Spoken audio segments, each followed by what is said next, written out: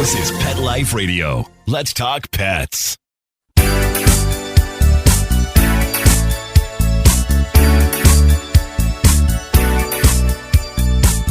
Hello, you're listening to Animal Party on Pet Life Radio, and the party's just beginning. I'm your host, Deb Wolf, and I like a hostess gift. but when you visit, if you bring your dog when you come to my party, you should always poop scoop after. Yes, wherever you go, wherever you take your dog, poop scoop. Don't leave it behind. Don't leave it for people to say, oh, we should stop letting dogs here. Look at the mess they make. Don't leave that. Scoop it up. All right, so I have so many emails from you people, including this one, which I like. So we're going to do this one first, and then I'm going to get to some of the news. Like Maduro, did you know he had pets? I know they've commented a lot about that, about how the CIA was watching his pets. Well, yes, he did. He did have pets, and I'm going to tell you about that. And let's see, what else? I've got a few. Most popular pet names in Canada this year, in 2025. And actually, one of them is also the most popular pet name it's for dogs and cats in Canada and America. Number one name, which I would say, if you're getting a puppy or a kitten or a dog or a cat, don't name it this. And I'll tell you why later. Okay, so do dogs sense bad people? Somebody asked me that on Deb Wolf Pet Expert on Facebook. So I want to respond to it. Do dogs sense bad people? Okay, well, dogs sense a lot of things. They sense aggression. If they have any exposure at all to impairment and the connection between like drunkenness and violence, then they will pick up on that habit. They will sense that, trouble brewing, that person's drinking again. So they can sense, it almost seems like they can predict, because they will see someone drinking and remember the last time they drank, they were violent or aggressive or even clumsy. If you're a little dog and somebody gets clumsy when they're tipsy, or just a little too cuddly, and you're a tiny cat, you may just scatter when you see the wine come out. No bad intention, no abuse, just, self-protection. So there are some things that dogs do sense that aren't necessarily trouble. But if you're talking about a stranger, so you shake the hand of someone you're trying to buy a car from and your dog starts growling at them uncharacteristically, would I still buy the car? I don't think so. I had one case where I learned about this. The dog was a dog I looked after, and he was an adolescent Great Dane. And the people used to say to me, we don't think, it was Big Black Dog, Kramer, he was called, giant in the end. But they used to say to me, he loves everybody. We don't think he'd ever protect us. And I would say to them, oh, no. I'm really glad I'm meeting him now while he's young, because at some point he's not going to want to know new people. And they were like, oh, come on. He's so friendly. Okay. And then they said, and we worry that we've introduced him to so many people. If any of these people tried to rob us, he would let them right in. And I said, no, do not worry. This is not the breed that does that, please.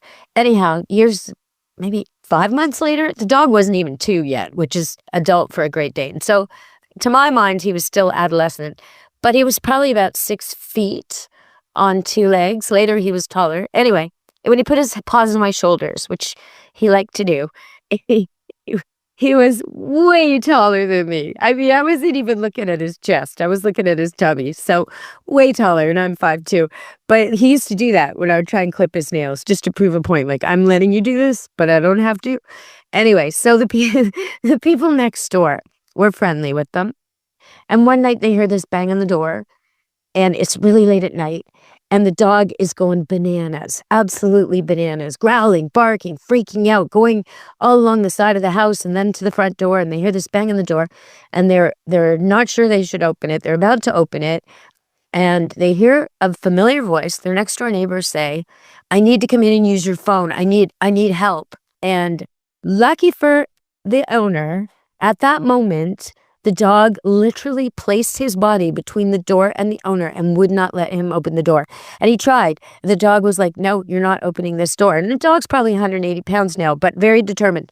And, he had the ability to spread his legs like Bambi, and very fast, strong dog. Anyway, guy couldn't get the door open. So he yelled back to his neighbor, I'm sorry, I just can't get up in the door. I don't know what's wrong with Kramer. I can't open the door. And the guy said, I need you to call the police. I just killed my wife. Now, it turns out he didn't kill his wife, but something terrible had happened and the police had to be called. The wife was okay, but the man in the state he was in, even though the dog knew the guy, even though he'd been taught to like him because he didn't want them barking at the neighbor, in this particular instance, the dog overrode commands, overrode all. Did he sense aggression? Oh, yeah. Did he hear what was going on next door? Probably. Would I open the door if my dog was trying to stop me and he was normally friendly? I would not open the door. So sometimes, yes, dogs sense bad people. Okay, so here's another aspect to this. Can dogs sense bad people? I know this is a long answer, but there's so many levels to this. Dogs smell us. So when you get excited, you smell a little different. Happy excited, like, surprise, I just gave you a present, or I brought you flowers. That's happy excited. Or, oh my God, the cat's escaped. That's worried excited. Those are two different smells to your dog. Okay, and freaking out excited, like, oh my God, the upstairs is on fire. Help, help, grandma's upstairs. Okay, that's a whole other level of smells, right? And your dog knows the difference between all of those. Plus, your dog can hear your heartbeat. Your dog, there's so much they're hearing and smelling in you that will tip them off to whether you're stressed out about a stranger. So that's one aspect. Now, do dogs sense bad people? Okay, so when a person wants to do some harm to you, or is feeling secretive, or is hiding something, oftentimes a dog will be able to pick up on different signs, like they talk a little quicker, their heart beats a little faster, they smell a little different. All the kinds of things that would happen to you when you're nervous, your dog recognizes this. And now he thinks to himself, well, my owner's really relaxed and friendly. Why is this other person pretending to be friendly but actually isn't? That is suspicious. So can dogs pick up on suspicious behavior? Absolutely. Oh yeah, all day long, very fast, from a distance. Now, could that be just because the person's scared of dogs and your dog's sitting there on a leash? Maybe. I mean, a suspicion doesn't necessarily mean the person's out to get you. It could be they're afraid of you or afraid of your dog, right? So you kind of have to interpret these things when you see them. Just because your dog maybe is a little cagey around a person doesn't mean that person's out to do you harm. If the person then says, oh, I'd like to pet your dog, but I'm really scared of dogs. Okay, well, now you got your answer, right? And you can work with that. But will your dog tip you off to something out of sorts with strangers? Yes. Will your dog be able to smell on somebody else fear or pain or adrenaline from another person or another animal? Absolutely. Here's another example. Years ago, I used to be very close with Dr. Goldberg, this veterinarian, and we would go different places. And at the time, I was a dog walker, pet sitter, dog trainer, all that. And he was a veterinarian. And so the two of us were constantly around dogs and cats. We had dogs and cats ourselves. He had a border collie, and I can't remember the cat's name. And I was running this business, so I had multiple dogs and cats and, in and out of my life. And more importantly, on our shoes, right? He had his, I think they were like the Birkenstock sort of surgery clogs that doctors used to wear. And I had the hiking boots that I would take my dogs walking in. And our shoes always smelled like dogs, for sure. But when they smelled my shoes, new dogs, strange dogs, dogs I'd meet in a parking lot or at a hike or in a park or even at the vet, because I used to be the night attendant there sometimes, even at the vet, when I was in the clinic, dogs would smell my shoes and they would relax and they would get happy and their tails would start to wag. And sometimes they'd come right up and try and cuddle with me, greet me. They'd start talking to me. They'd get all animated and silly, Okay, His reaction, not the same. Dogs would still want to smell him, but they would kind of edge forward and then edge backward and then edge forward and then edge backward. And sometimes they'd wee a little bit. They were nervous. They could smell something else. Now, we both smelled like clinic.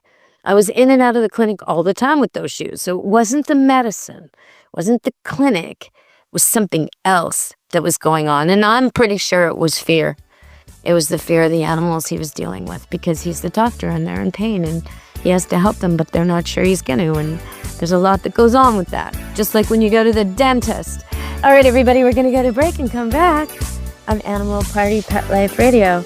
Did you wonder what kind of pets Maduro had? Stay tuned on Animal Party Pet Life Radio. Take a bite out of your competition. Advertise your business with an ad in Pet Life Radio podcasts and radio shows. There is no other pet-related media that is as large and reaches more pet parents and pet lovers than Pet Life Radio. With over 7 million monthly listeners, Pet Life Radio podcasts are available on all major podcast platforms. And our live radio stream goes out to over 250 million subscribers on iHeartRadio, Odyssey, TuneIn, and other streaming apps. For more information on how you can advertise on the #1 pet podcast and radio network, visit PetLifeRadio.com/advertise today. Let's Talk Pets on PetLifeRadio.com.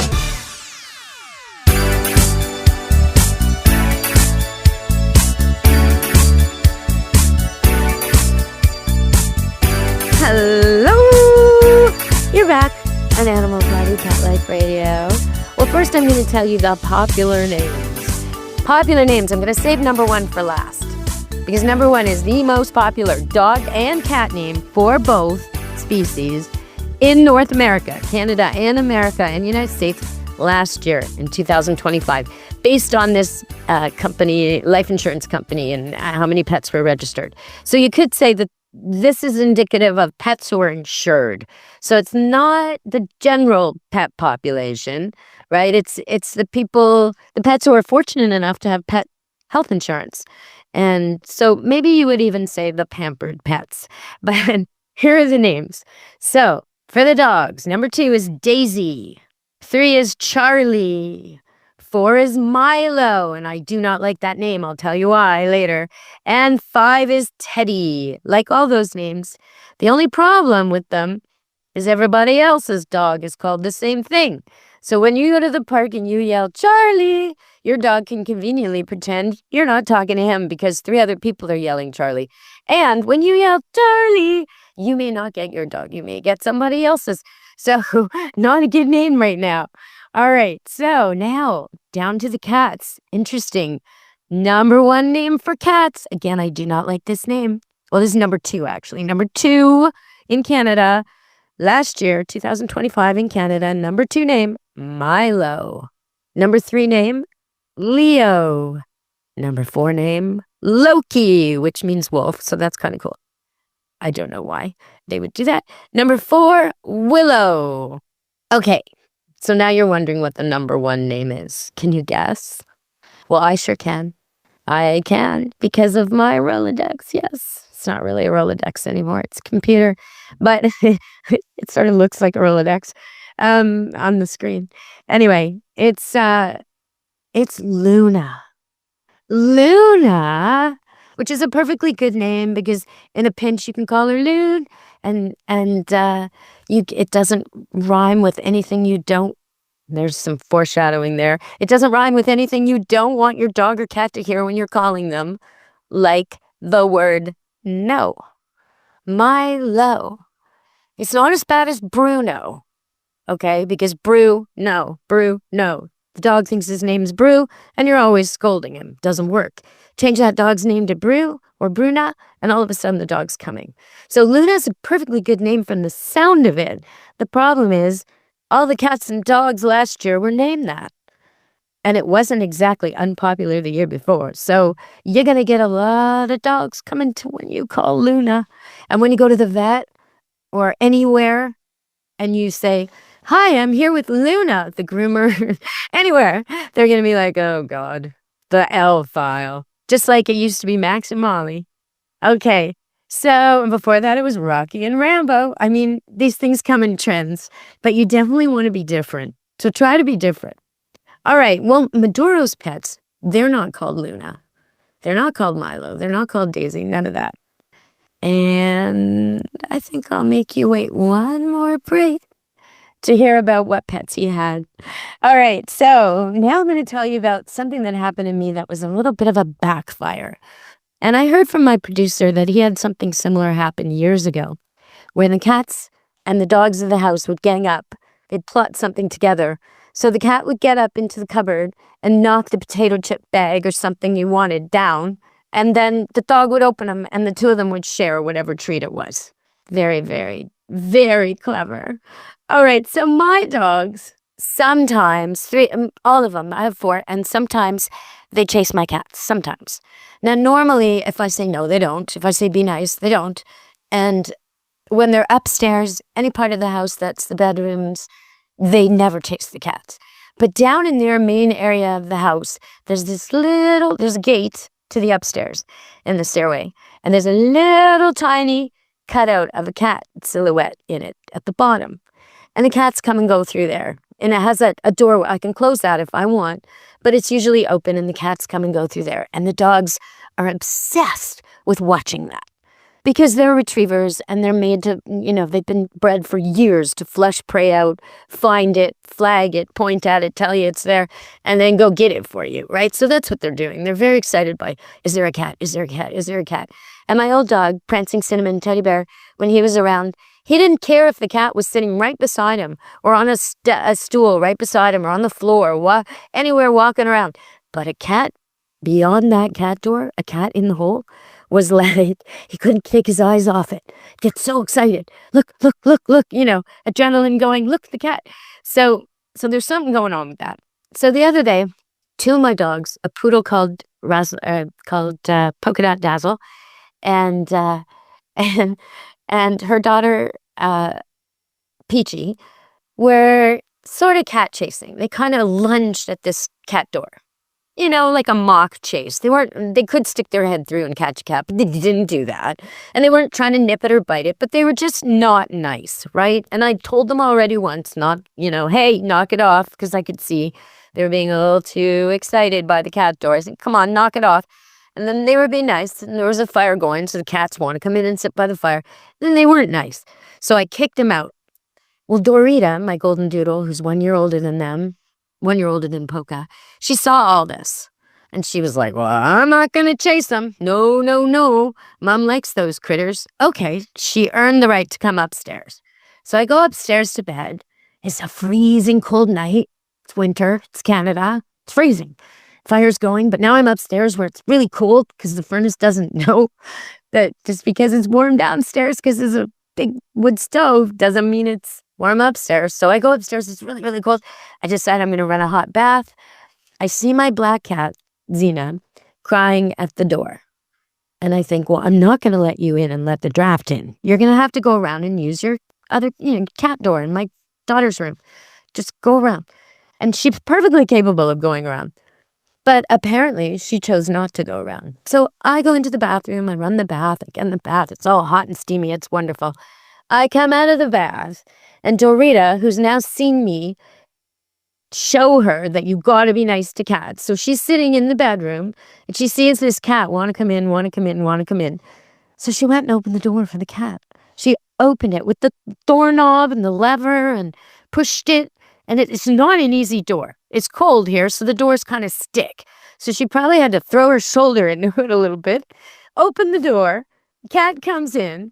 I come out of the bath. The room is freezing. The door is wide open to the balcony where it's pouring rain that looks more like snow. And the 2 of them are sitting there on the bed and Dorita's proud of herself. See, I'm nice to the cat. I'm nice to the cat.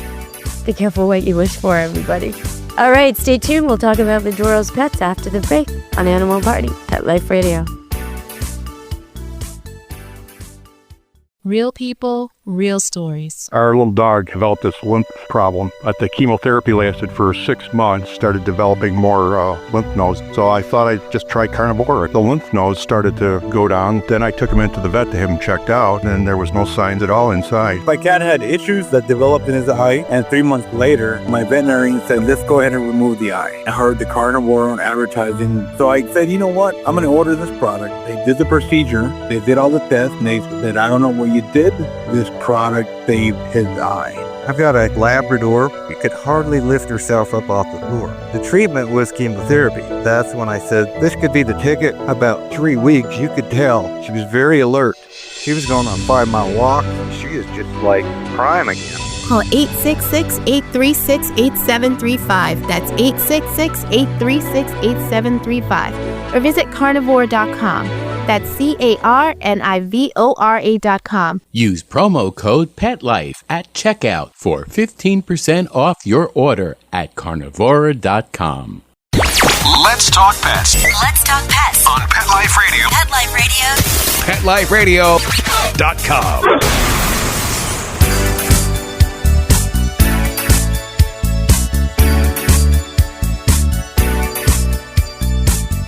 Hello! We're back on Animal Party Pet Life Radio. And I teased you a little bit with this. You probably looked it up. But it's not that easy to find. I had to look in a bunch of places to find out about this. So here we go. Nicolas Maduro has a few pets.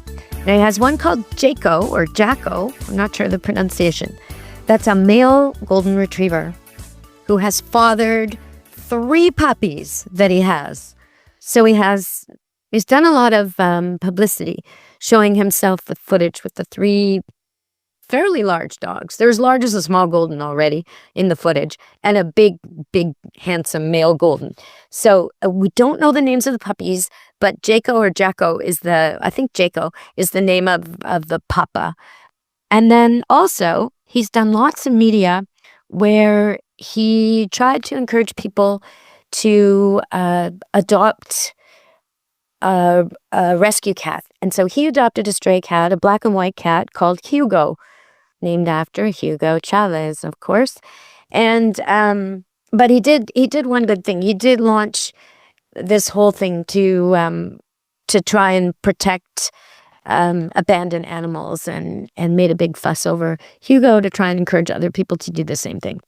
So that's his pet connection. I don't think he'll be getting pet visitors in prison, unlike Ghislaine Maxwell, who apparently got to see a puppy, which is questionable. Very questionable. Okay, so here's something interesting. I was telling you, I got to make a correction too. Okay, I'm going to make a correction.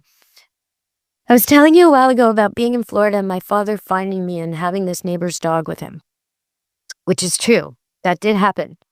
But the story I was telling you was about a boy who I thought was named Hank because that's what my father called him. But the boy in question is now a man, and he lives in Ohio, and he wrote to me, and he said, that was me. My name is John, not Hank. Your father always called me Hank, but my name is John. And he said, that was me, and it was your own dog that found us. So I had to look back in the photo album, and I realized that the year that story happened, my parents had taken our standard poodle with us to Florida. Now, that was a difficult year because he was not prepared, the dog, for the Florida climate. He was a magnet for the fleas. He had no immunity to the different things down there. He spent the time in Florida in the air-conditioned house scratching, and we tried potions and preventatives and everything we could, bathing him and shaving him, and he just was miserable in Florida. It was not a good trip. We only took him the once. Needless to say, he never got to go again, and he was perfectly happy to stay in a kennel in Canada and not make the journey for a couple of weeks of holiday. But yeah, so that's the correction I had to make.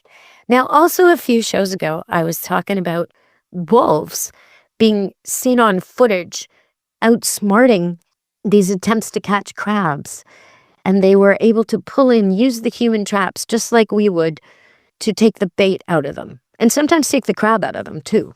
So the wolves were using human gear to fish, which I think is amazing. Now here's something else. There's one pack of wolves that has been seen using a live lamb that they captured from a herd, and then they use it to hunt sheep. They are able to stand behind it, and because it's so used to them and so calm, it throws off the herd. And it's improved their accuracy by 200%. I think that's amazing. Amazing what they can do. Yeah, beware of the wolf. All right, everybody. So I was out hiking, doing my thing, looking for chanterelle mushrooms, which are edible mushrooms that are like a vegetable. They're food. They don't make you hallucinate or anything like that. They're just a healthy food. And so I was out with my dogs. I'm on this super steep slope, and I'm climbing up, and you know, I had this problem with my boots before, so my oldest dog Dorita keeps checking on me because she thinks I can't make it. Now I got my new boots, my new Merrell boots. They're awesome. My Moab Merrell boots. I'm so happy with them. They replaced my old Merrell boots, which the sole came completely off them, and I had them re-glued, and that didn't work, and they were so old, and they really didn't owe me anything, and I loved them so much. So I could barely break down and buy a new pair because I love my old ones so much. I'd repaired them for I think it's decades now. So I went and got a new pair, and they were just awesome. But anyway, so my dog kept checking on me, making sure I could actually climb this really steep slope that's kind of soggy in places and difficult. And as I'm doing it, you know, a couple of the dogs are just running ahead and checking back on me every once in a while, and Dorita's checking on me a lot. And then there's Peachy. Peachy thinks this is great. And Peachy's a 2-year-old golden doodle, and she's just so fun. Every day is just a Peachy day for Peachy. And she sees the fact that I'm got my hands on the mountain and my legs on the mountain, and I'm sort of crawling along it. She thinks I'm rolling. She thinks this is a good occasion to wrestle and cuddle and roll and slide down the slope. So she starts like rolling and playing with me, and sliding down the slope, and then rights herself and jumps back up and does it again. The worst. I'm trying to catch my footing. I'm grabbing onto trees. I'm in a place where I do not want to fall. And they just make it seem so easy. They're just so much better at this. It's like trying to swim with dolphins. They're just so much better at hiking than we are. It's like she's showing off, you know?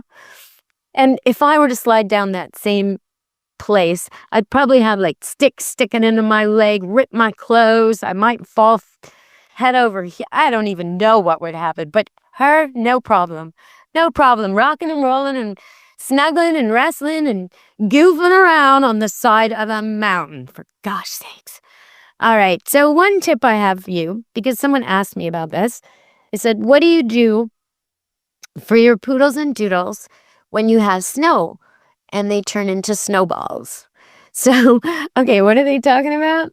Oh, well, if you don't clip your dogs really short on the legs, which I actually do, but some of my customers don't.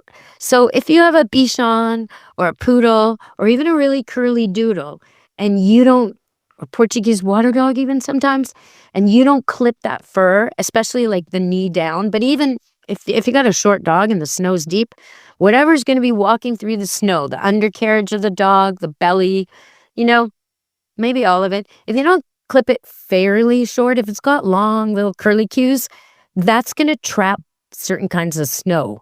And on the wrong kind of day, your dog will end up with little tiny snowballs trapped in the middle of its foot where it sweats, which hurts. It's like walking on a rock. It turns into a hard ice ball in the middle of all four paws, and then all over the toes, and then right up the foot.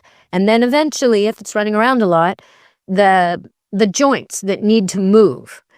It'll go right to the ankle, and then a little higher up to the knees, and then a little higher up to the shoulders, until I used to have this Bichon that would come here, and she would start out looking great, and she'd run around the snow for a while, and then it was like she couldn't move. I'd have to pick her up. She'd be like a ball, like the Michelin Man, like a big, giant ball, and put her inside and let her melt, and she'd all melt.